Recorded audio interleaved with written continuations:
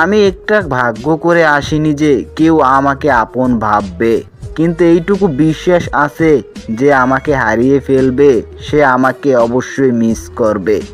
প্রতিটি মেয়েই চায় তার এমন একজনের সাথে বিয়ে হোক যে তাকে তার বাবার থেকেও বেশি ভালোবাসবে।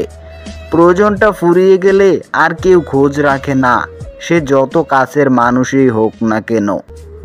সময় বদলে যায় জীবনের সাথে, জীবন বদলে যায় সম্পর্কের সাথে, সম্পর্ক বদলায় না আপনজনের সাথে, শুধু কিছু কিছু আপনজন বদলে যায় সময়ের সাথে সাথে, এটাই বাস্তব। মনের ভিতর বিষ রেখে বাইরে মিষ্টি কথাটা আমি কখনোই বলতে পারি না। আমি যাকে ভালো বলি সেটা মন থেকে বলি, আবার খারাপ বললেও মন থেকে।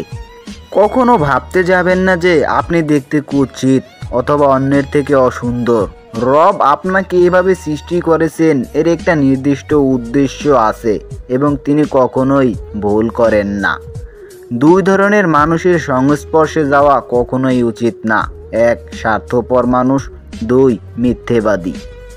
তুমি আজ বিশ্বাস ভেঙেছো, তাই আমি তোমার কাছে কৃতজ্ঞ, কারণ তুমি আমার চোখে আঙুল দিয়ে দেখিয়ে দিয়েছো সবাই বিশ্বাসযোগ্য হয় না।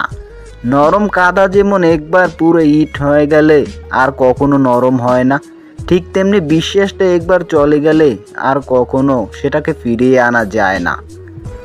আশা ও আবেগ এই দুটো জিনিস সবসময় নিয়ন্ত্রণে রাখবেন, দেখবেন জীবনে কষ্টের পরিমাণটা খুব বেশি কমে যাবে।